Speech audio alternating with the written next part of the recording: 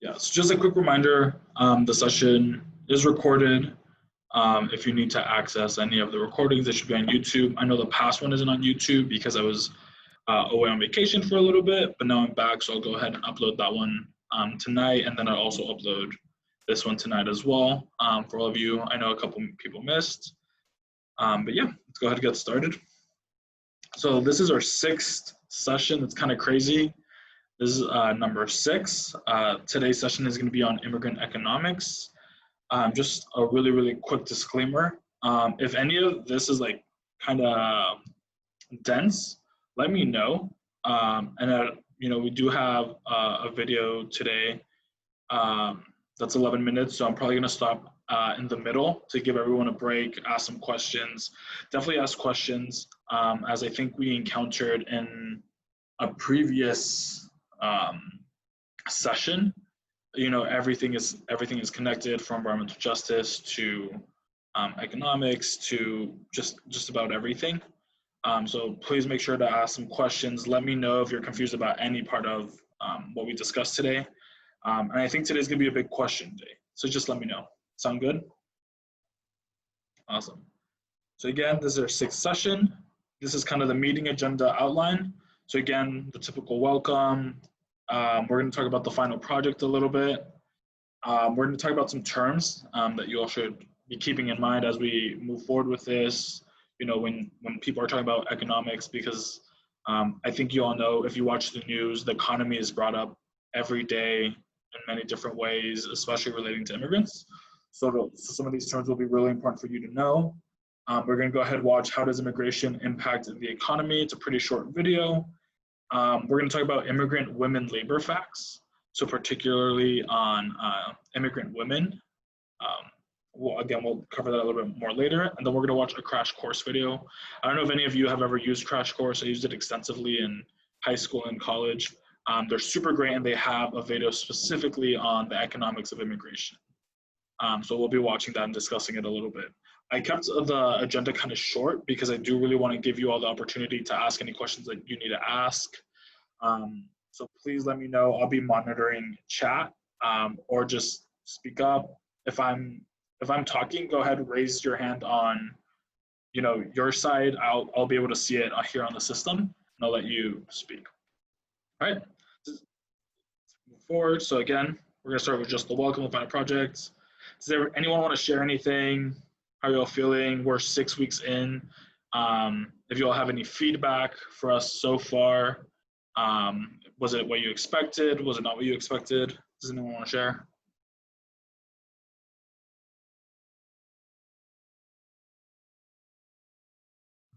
I can say that it's been a lot. I guess I don't know. It's just blown away my expectations, because I thought the curriculum was going to be, I guess, a little bit more narrow, but I've learned so much more than I thought I was going to, basically. Awesome. I'm glad to hear that. Anyone else? You can send it in chat as well if you don't want to, share. Yeah, I just wanted to say that I've already learned so much from all the sessions that I've attended so far. I walk away feeling like I learned a lot and I've taken away a lot. Even if I knew about the subject, I'm still taking away a lot and learning even more than I knew before. Awesome. That's awesome to hear. So there's a couple of things in chat. Shakina shared, this is way better than I expected. I've learned more here than I have in school so far. Thank you. Hopefully you're learning a lot in school as well. Jennifer also shared, I've really liked it. It's really intuitive. When are we going to learn about the final project? So yeah, actually that's going to be the next slide. Jennifer, I'm glad that you're excited about it. Yeah, does anyone have any things that you'd like to see in the last few sessions? Alejandra mentioned that she really likes hearing folks' opinions. She also really enjoyed the day that our last session went in the format of. So the last session with Gabe, correct? That's what you're referring to? These sessions helped me a lot in my job as a student intern, pushing for quality education in the CSU system. That's great to hear. But yeah, definitely if you have any, we'll be covering how grouping works, Martha, actually in the next slide. Issues that are awesome. So I'm glad that a lot of you are getting a lot out of it. Please let us know. Again, you can always email us, or just let us know at the end of the session. You can stick around for a little bit. Let us know, hey, this is something I'd like to see. Maybe I want, there's this great interactive thing that I think we could do. Definitely let us know, and we'll keep that in mind. But moving forward, okay, so the final project. So I updated the syllabus a little bit. At the end of today, once I'm done, at the end of these meetings, I upload, I have to do a couple of things, but once that's done, I'm actually gonna be sending out a Google form for you all to fill out. And actually right now what we're gonna do, I'm gonna go over the final project a little bit, and then we're gonna break out into breakout groups, so you all can kind of discuss what topics or ideas you're interested in, and then see if you find any people that you want, to work with, or maybe you even get an idea from the people you discussed. So the final project can be one of two things. If you really, really want to do something else, if someone here is like interested in making a video, please just go ahead, shoot me an email. Should be fine. We just want to make sure that we get everyone in. So it can either be an Instagram highlight. I know that Vanessa, during our environmental justice session, shared something that she did for one of her university courses, which was a IG highlight. Hers was quite long. You don't have to make yours as long. It should be around 10 slides with a specific topic related to immigrant and refugee rights, right? And as you saw with Vanessa, hers was fun, hers was interactive. It doesn't have to be as serious as every topic is. Obviously, a lot of different people deal with a lot of different things just in different ways. So however you and your team of 2 to 4 people wanna share it, or what tone you want to have with it, completely fine. It can be more if you like, but I'll leave that up to you. And then Siren will be looking through these, and we'll be sharing some of these on our Instagram, and highlighting you all. Thanking you for doing that. Does anyone have any questions on the IG highlight?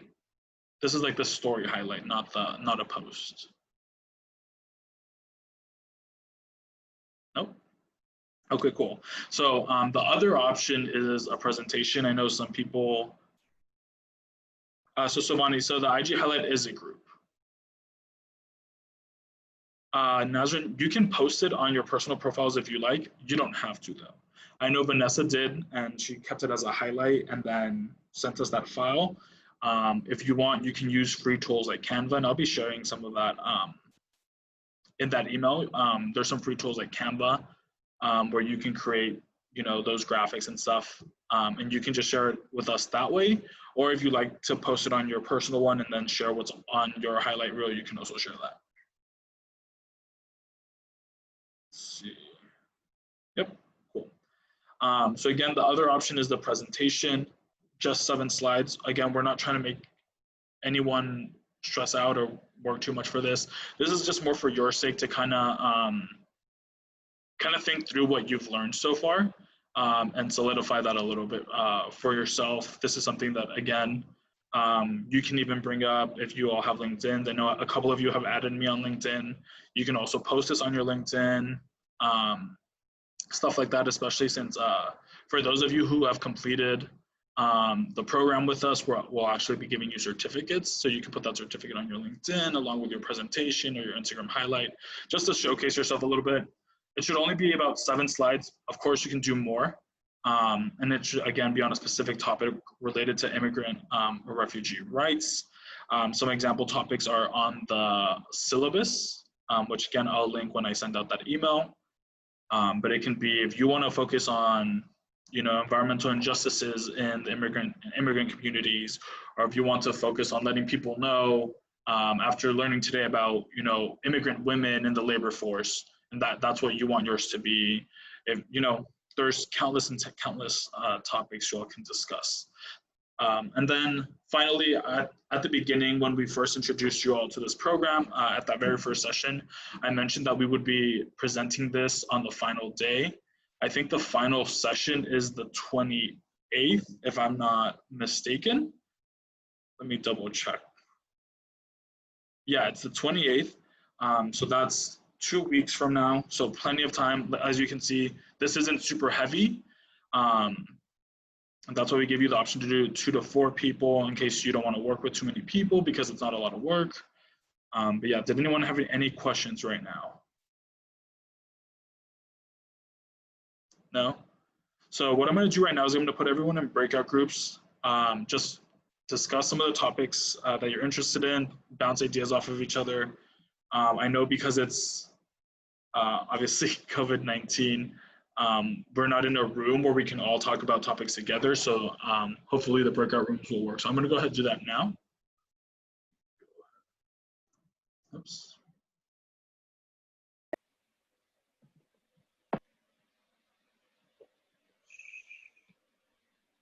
Maybe if you like want to continue that idea, you can maybe talk about like what a world after abolishing ICE would look like. Yes. That's actually really smart. That's really Yes. smart. I'm gonna write that down No. real quick. No way, same. Thank you. Yeah, I was gonna talk about the detention camps and how they're spraying chemicals and stuff. That was one of the main ones, but I didn't know if I was just gonna go with one that I liked if I heard one.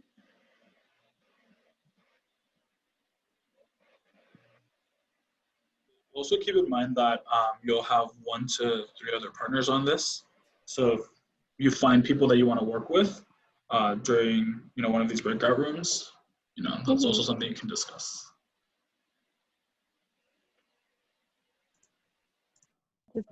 So I would assume that like we all would have to. Oh, Nico. Yes. We asked if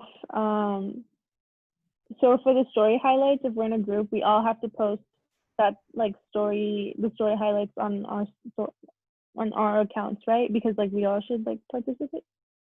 Yeah. So you don't have to post it at all on your own. So like I had mentioned, I'm going to go ahead and include some resources like Canva where you can create the post. But if you don't feel comfortable posting it, you won't post it. You'll just go ahead and send it to us when with the submission. Oh, okay. Does that make a little bit of sense? Yeah. Yeah, and then that all will be clarified a lot more on the syllabus. I'm going to go more in depth on that, so just so there's no confusion.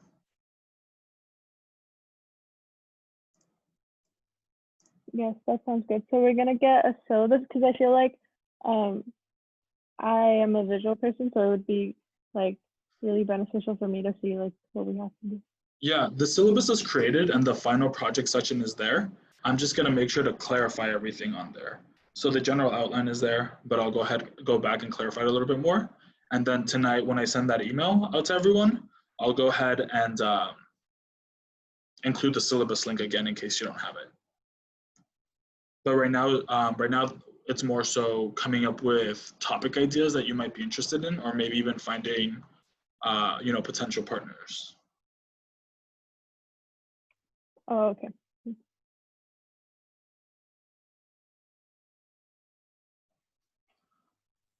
And the ideas were like anything, right? Anything having to do with like immigration or anything that like we have discussed. Right. So I was in another breakout room where they were talking about how they were spraying chemicals on, people in the detention camps. Right. So there's like tons of different things that you could talk about. It could be things that you've learned here, or things that maybe you're just interested in start looking up more.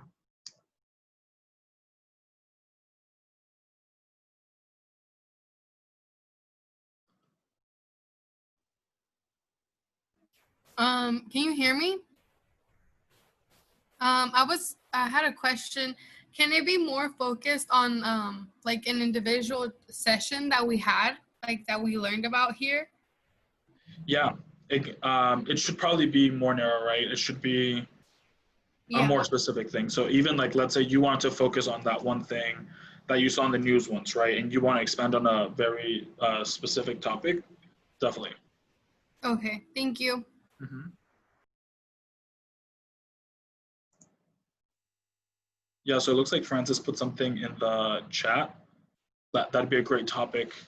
And then always trying to tie it back, to immigration and stuff like that.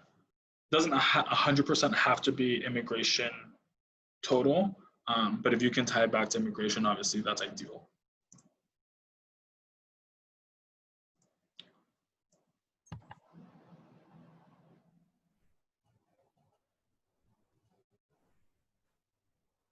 Oh, there's something else that's like interesting. Okay, well, kind of like not. I don't know if I don't know how to like word it basically, but like how certain immigrants are like favored over others. Like I see something how like a lot of the detained a lot of like the detained population like in the ICE detention centers are like Haitian, and I did not know that, and that's not usually like it's not really who you imagine when you think of like immigration, and it kind of like I don't know, I think something like that would be interesting too, Yeah. because I recently learned that. Yeah, me too. Because like when you think of an immigrant, what comes to mind is someone from a Latin American country. Yeah, exactly. And then I don't know like how to see like are they like held more disproportionately? Are they like favored? Not necessarily favored, but like you know what I mean. Like Yeah. because I forgot like they're a pretty big.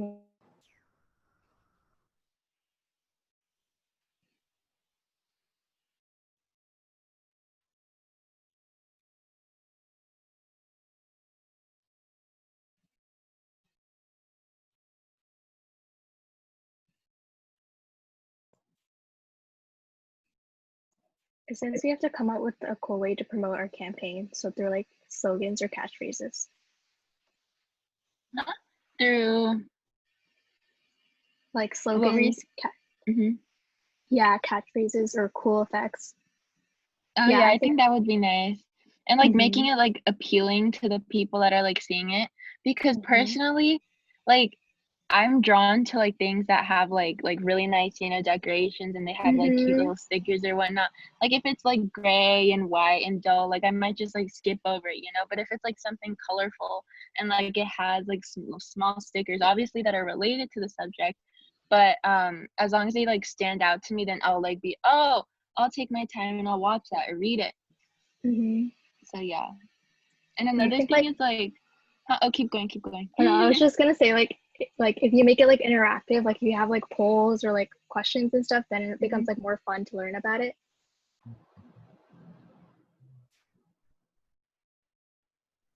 We should probably have a slide like saying what ICE is. I was about to say that. Yeah. Like the first one or like the second one should be like introducing like what ICE is and like making sure people know what they're doing. Yeah. Yeah. Maybe we can talk about also what was before, what was prior to abolishing ICE, and like other kinds of other kinds of like tactics that have been used against immigrants. Because I feel like people always think that what's happening at the border has been happening very recently, but it's been happening for so long. So maybe introduction on ICE.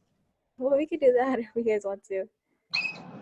Okay, so I guess I'll go first. So I'm Jasmine.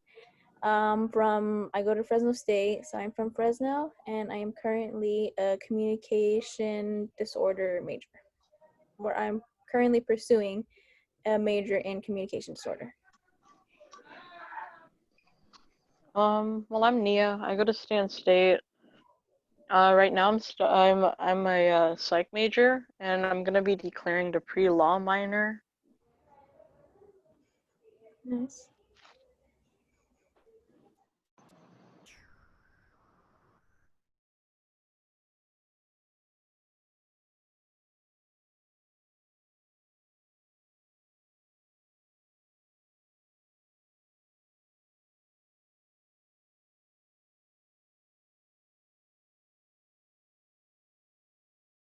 Do you all have any questions for me?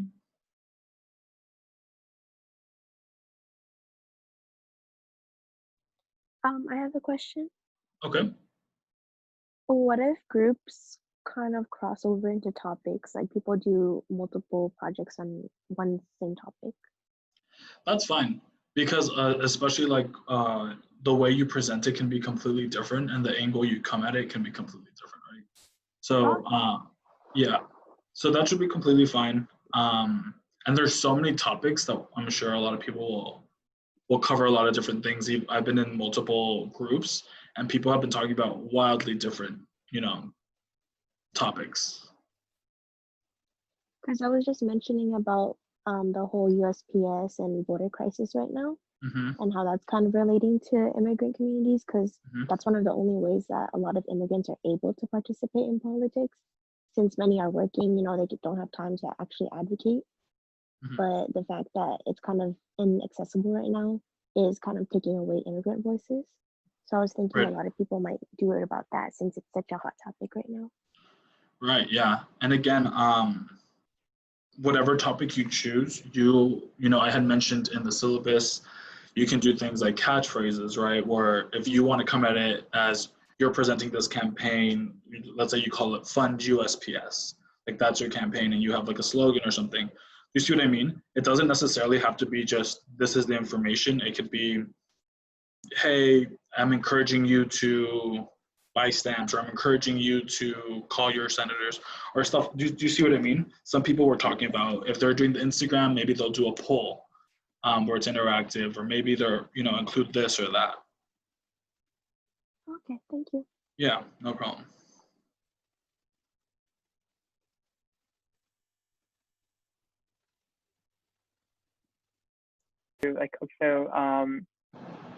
So we could definitely focus on the Central Valley. Maybe we can, talk about what's happening, and then, share some stories of people, and then how we can take action.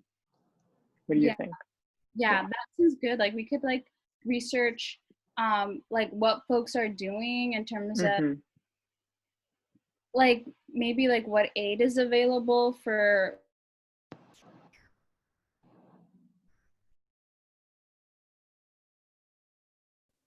I was actually talking to like the admissions counselor at like Santa Clara, and she basically said that like, yeah, you can do any major if you want to be pre-law. Like literally we even talked about like a lot of STEM majors too. So like you don't have to like constrict yourself in any way if you want to be like a pre-law.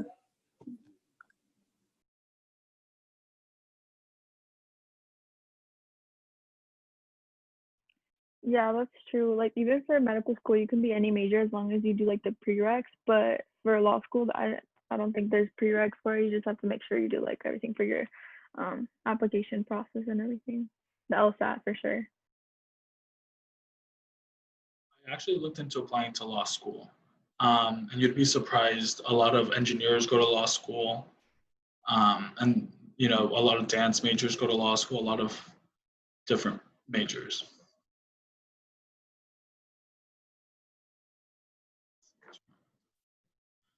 And we're going to be coming back together in just about 2 more minutes. So yeah.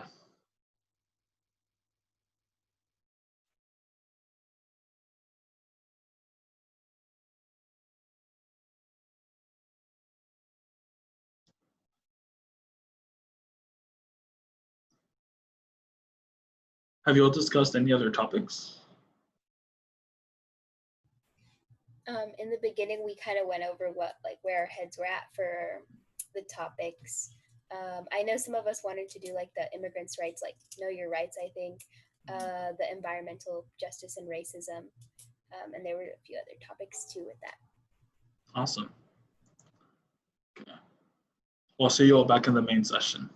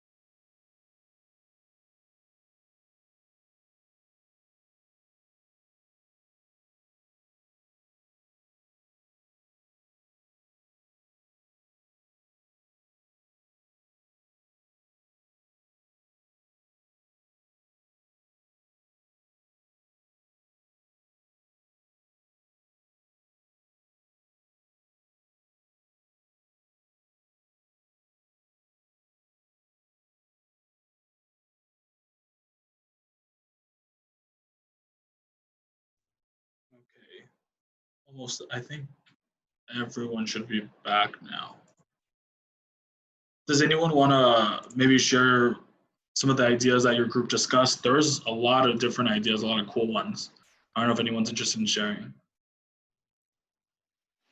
So my group was like talking about what do you call it? We were using like bright colors and like stickers and like interactive like polls or whatnot to catch attention of people like scrolling through Instagram probably or like on highlights, because I know personally if I were to like see like a dull colored like highlight with a bunch of words, I probably would just skip over it.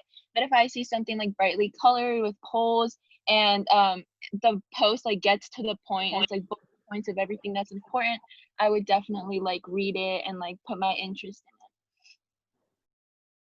in it. Yeah, definitely. Does anyone else want to share? I do. Our group talked about environmental justice, and one of them that was more specific that I liked was we were talking about like farm workers and just how they are unappreciated and their working conditions are unfair and they seem to be overlooked. All right. So, go ahead.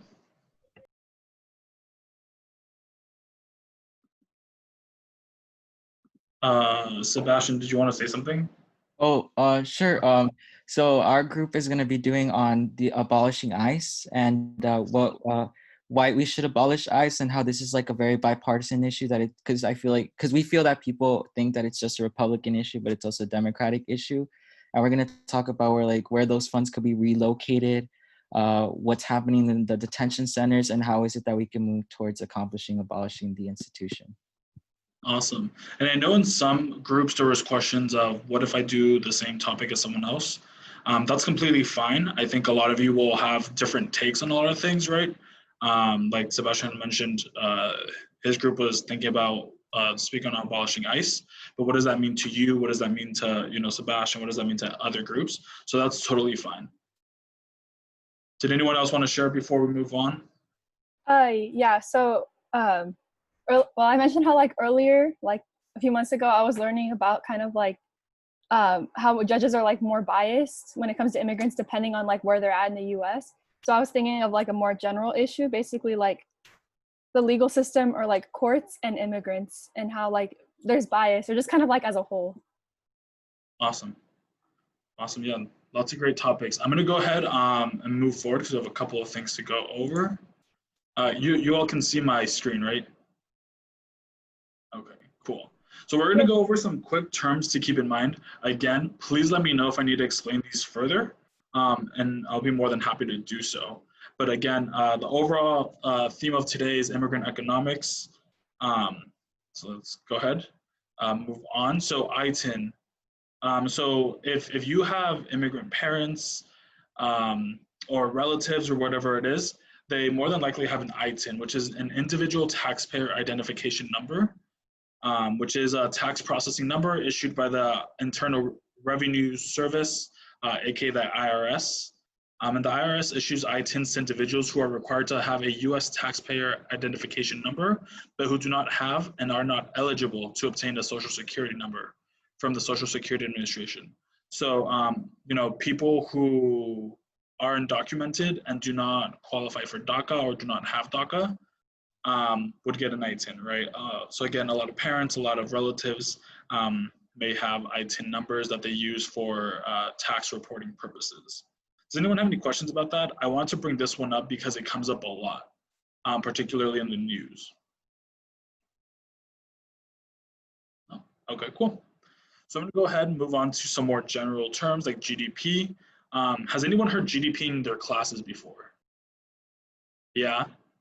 Does anyone feel like they want to take a stab at what it is? I know it's on the screen, but just like a very quick like one-liner.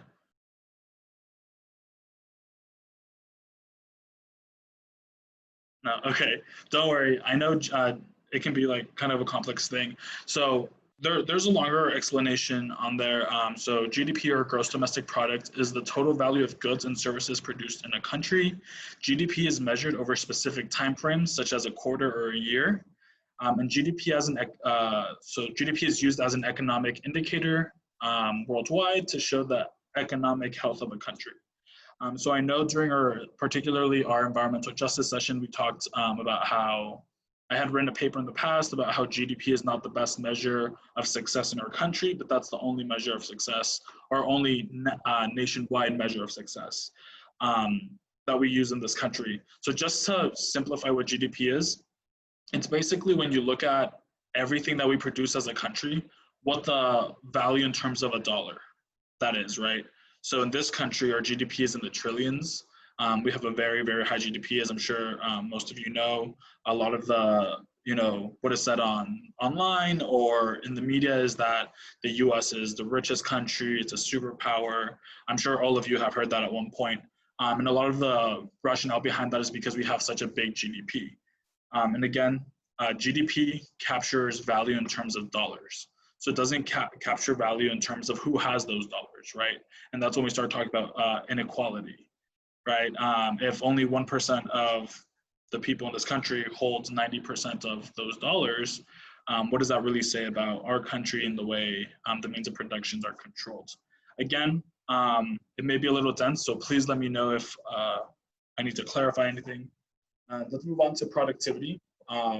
In economic terms, productivity is commonly defined as a ratio between the output volume and the volume of inputs. In other words, it measures how efficiently production inputs, such as labor and capital, are being used in an economy to produce a given level of output. So there's a lot of things that are out there. Basically, productivity is if you put in $1, how much, let's say someone is making ice cream, how many tubs of ice cream will someone produce, right? Because you're putting in that $1 and you're putting in, let's say, an hour of this person's time, how much ice cream will they produce, right? And that idea is very important, especially when we talk about, we're not going to talk too much about like labor economics, super specifics, but when you start looking into it and start looking at like farm workers, right? We see that a lot of their wages are connected to how many tubs of cherries or how many tubs of whatever they're able to produce.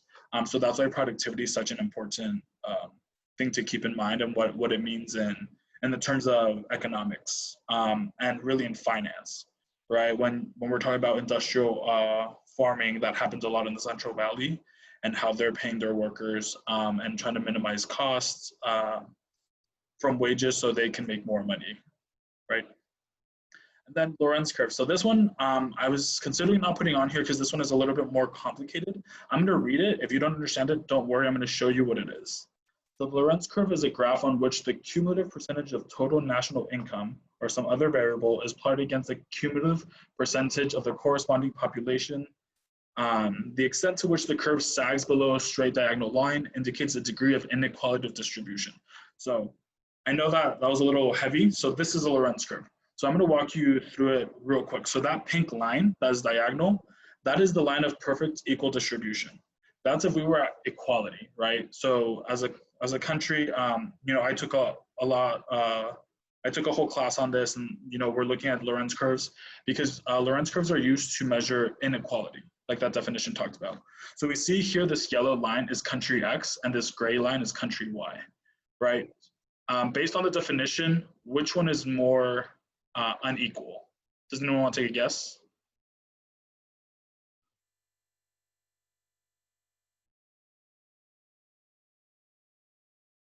So I see that Daniela mentioned gray.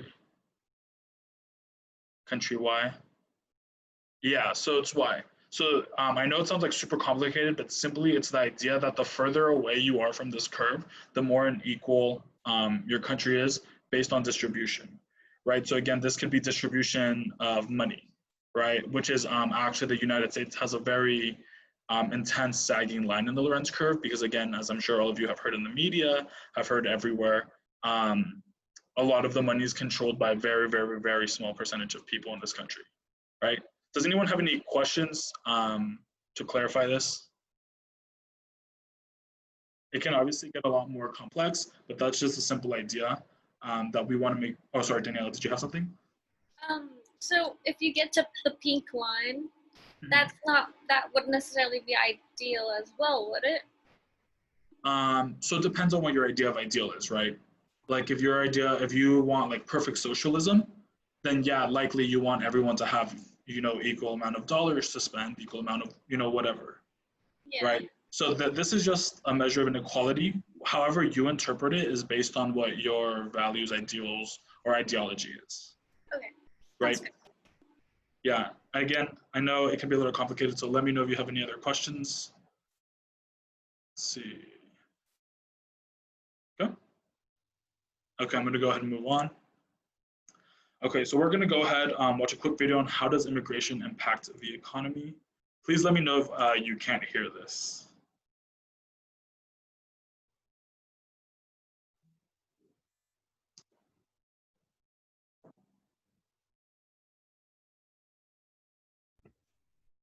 Thank you.